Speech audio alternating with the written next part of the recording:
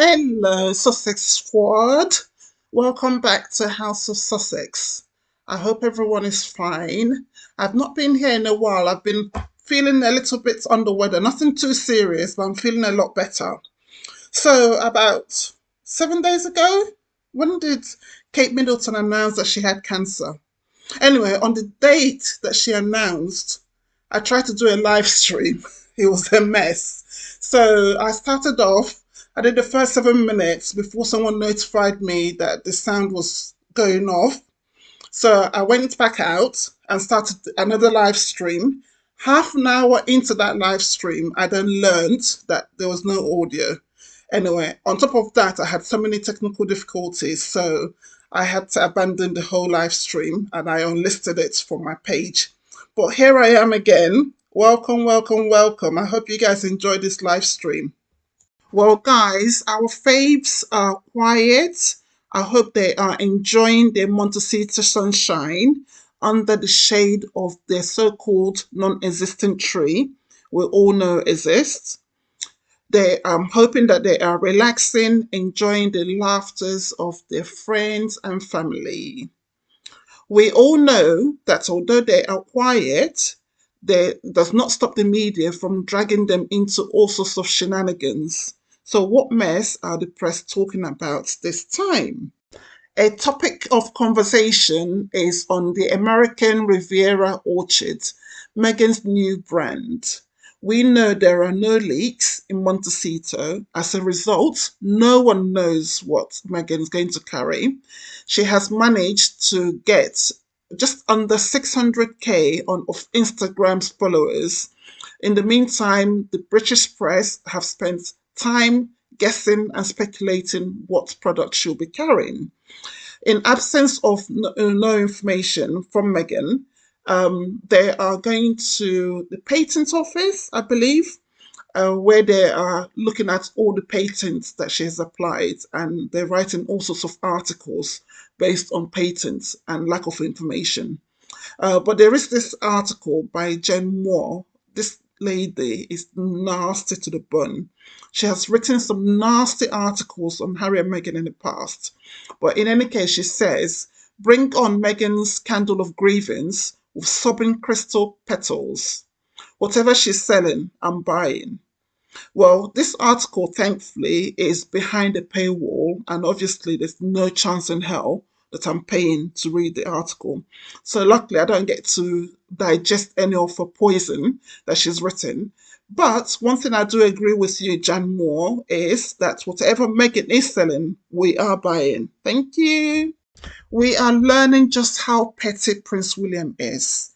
So apparently, Harry and Meghan learned of Kate's cancer diagnosis at the same time that we did from TV. That's terrible. What's worse, they seem very proud to broadcast it. That information could only have come from Kensington Palace, so I believe it was leaked by Prince William to the press. And as though what they've done was not bad enough, but leaking it to the press, that's awful. What's the reason behind it? I think it's an attempt to humiliate Harry and Meghan. What do you think? So, when Kate first announced that she had cancer or has cancer, there were all these speculations as to whether Prince Harry specifically would return. And thankfully, he didn't. So we thank God for that. But it just seems odd considering that they know this information that they learned about the cancer diagnosis at the same time as we did. In any case, it seems very odd for Kate, specifically, because when she joined the royal family, Harry welcomed her and treated her like a sister he never had. You will think at times like this, with a very serious illness such as cancer, it will be a time to try and bring the family close, try and normalize relationships. But it appears that Kate and William wants to continue the animosity between them and the Sussexes. And apparently the pettiness continues. So in addition to all the nastiness about not notifying them in advance of the public announcements about Kate's diagnosis, we are now learning that Harry and Meghan decided to be the adults in the situation and still send a private message of love and support to Kate, as you do in such a situation. But come listen to this. And they have the nerve to leak this information and report it in the media as though it's normal. But after all that they did, Kate and William and Kensington Palace, whoever it is, sent a very cold response back. Apparently, it was not informal, which suggests it was probably a very formal thank you for your message sort of message back. And they're indicating or insinuating that the information was engineered by the palace staff. So it didn't even come from Kate. It did not even come from William. So they got a random member of staff at Kensington Palace to send them a very formal message back. And this is who you call family. I do not know. I know that Harry loves his family, but that's unacceptable. That is below the belt because this is at a time when healing should be started, reconciliation should be started, and they're doing all this. Terrible. You know what else is interesting? In all the articles that I've read about the response back from Prince William to Harry and Meghan, there is no mention of Kate. So all the indications are that the response came from William.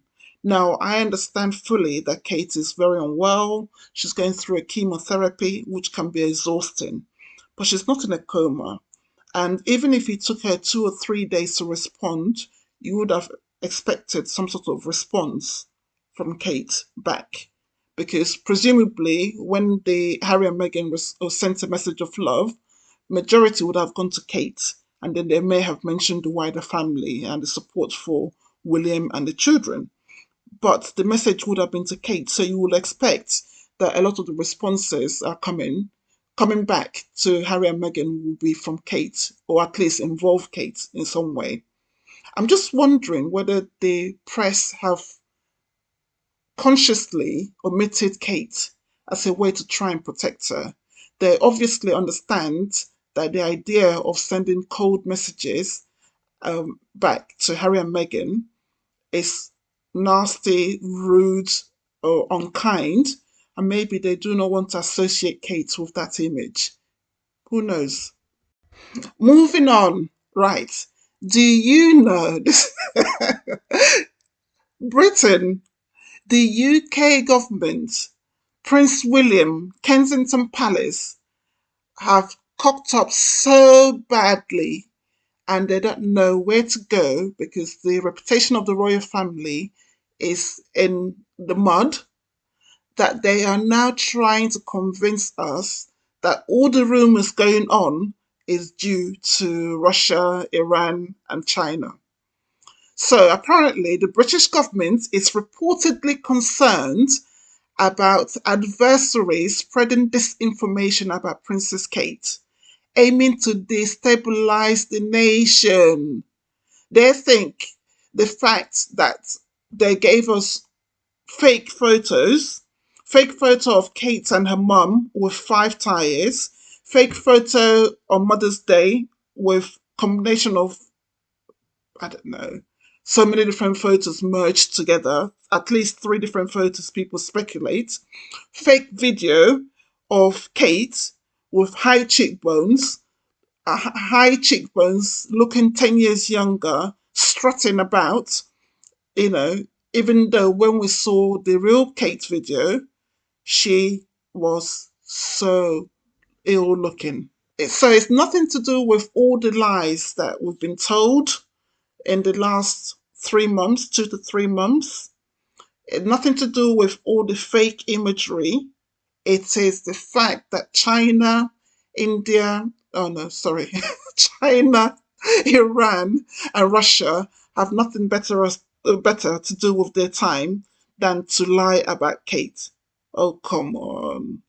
Come on. When is Prince William going to take responsibility for his actions? When does he understand the idea of accountability? A true measure of a leader is being able to be accountable.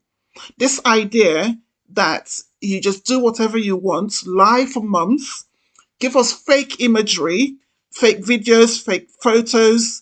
But when we start asking questions, oh no, no, no, no, it's not because we have the brain cells to ask questions. It's because China, it's because Russia, and it's because Iran want to destabilize UK.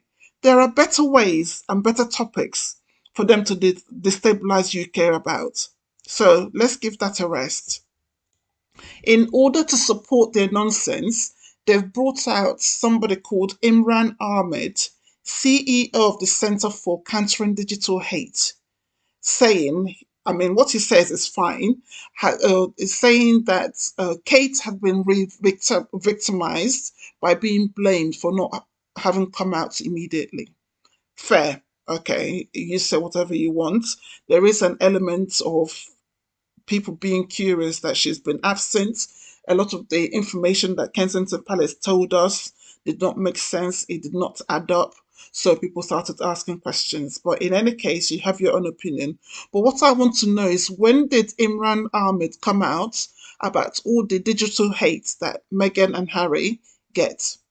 I want to see a quote from Imran Ahmed about all the online abuse that Meghan and Harry, even till today, are getting. I want to see that. Then there was another person by Martin Innes. Apparently, he's a digital disinformation expert. Again, claiming that Kremlin was linked to all the rumors about Kate. Again, similarly, when did Martin Innes come out about all the disinformation about Harry and Meghan? There are loads of rumors, speculations, conspiracies currently on social media as we speak now regarding Harry and Meghan's children not being real. I've never seen this Martin Innes. I mean, it may just be me, but if someone has seen it, please point me to the right direction because I would like to see it. What is troubling about this whole situation is the idea of selective morality. Whilst I agree that rumors, especially conspiracies, unproven conspiracies, can have a detrimental impact on one's health, in this case, everyone acknowledges that it can impact Kate negatively, so we all understand and accept that. However, there has not been the same amount of effort put to try to stop the bullying, the conspiracy theories, and the rumors about Harry and Meghan, specifically Meghan.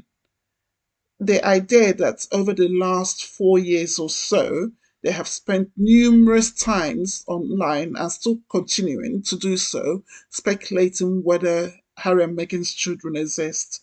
And yet, there's not been any outcries or general outcries, to put us, or for people to put a stop to this. Meghan went to the extent of indicating that the impact of all the allegations and speculations and all the bad bullying that she has received made her want to delete herself forever, permanently delete herself. And yet it continues. So you have a one situation where one person is saying, look, this is impacting me so badly. I want to end it all. That did not in any way provoke any sort of reaction from the major newspapers, from the authorities, from the government to say enough is enough. But just 2 or 3 months of some of the questioning about Kate's illness were legitimate based on her role, her public role, and based on the information that Kensington Palace gave us. It did not indicate that some of the information they gave us just did not tally. So it resulted in questioning about the information that was provided. But yet, that it was deemed bad enough that you have Rishi Sunak, which is UK Prime Minister, coming out against it. You had the opposition leader of UK government coming out. You have examples of media people, such as Victoria Newton, I believe her name is, the editor of the Sun newspaper, the same editor who was in charge and had authorized the article by Jeremy Clarkson. Jeremy Clarkson article described his dream of parading Meghan through the streets naked whilst people threw excrement towards her. So this the same lady who authorized and thought that article was a decent enough, a non-bullying article, I suppose, was able to somehow find the morality in the so-called bullying of Kate Middleton. But she did not see the bullying done by Jeremy Clarkson, one that she had direct impact. She had the ability to stop. She did not stop it. But she wants us to stop asking legitimate questions. In any case, I believe that Angela Levin had in fact spread rumours. She started by saying or indicated that Kate Middleton's illness, when we first didn't know it was cancer related, was to do with mental health. But for something like this, I think that he goes back to his own mother when he became what she called the man of the house, and he had to deal with her mental illnesses and crying and screaming, and he'd put tissues under the bathroom door when she locked herself in to help her. And I think he took that responsibility on when he was only 15 and didn't quite know what to do. But here he's a mature man and he will know that his priority is to look after his wife. And then after that, she claimed that she heard from someone close, indicating again they may have come from the royal family, that Kate had donated a kidney. Who says to me she gave someone a kidney. Nothing to do with her own illness. I have no idea this is true whatsoever. But in a funny sort of way, it does leave you very, very languid and not well. I don't know if it's that, because she did seem to be great until she went in to the hospital, if you see what I mean. Yes.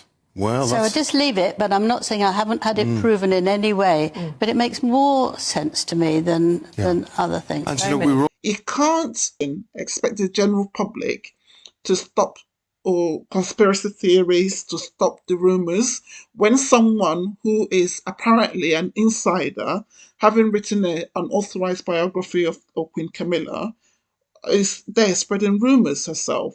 There have not been any, as far as I can see anyway, any punishment or any rebuke of Angela Levin by the people in power. So it appears that King Charles will be attending Easter service after all. So apparently the decision has been made that he will be there for the Easter service. I think it's good. The last picture that was seen of King Charles, he did not look that well. However, they must know within themselves how he feels and that he's able, and perhaps he just wants to show his presence and that the monarchy still continues. But it leaves two interesting questions. The first is this Prince Andrew question. The idea that Prince Andrew, who is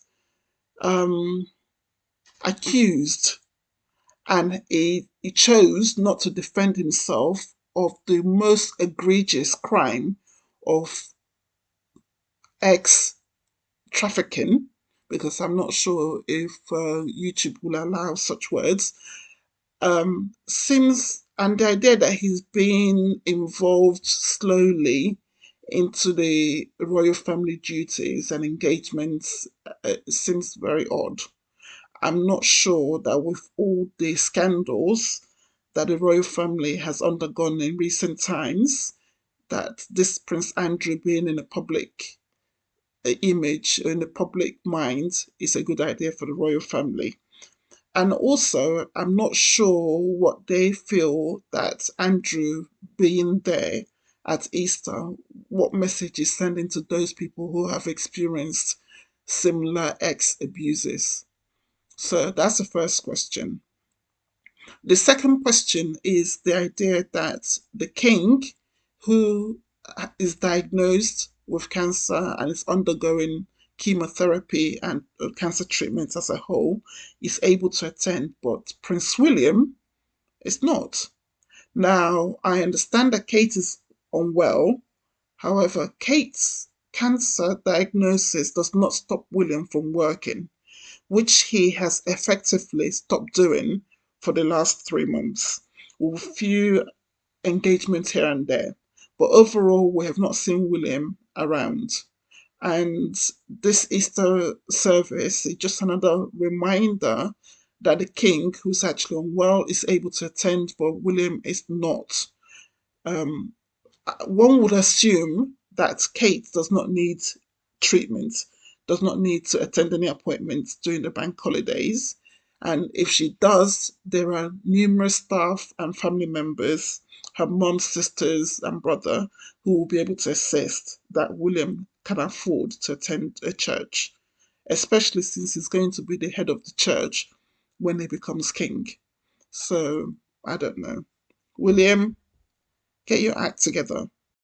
On a very similar topic, the fact that William has effectively stopped working because his wife is unwell, bearing in mind that his whole job is being present in the public eye, I think a discourse about what is the acceptable amount of absence in in in the case of William is needed, because to a certain degree, I'm not sure if he's abusing the goodwill that people have towards Kate to continue to be absent from his role.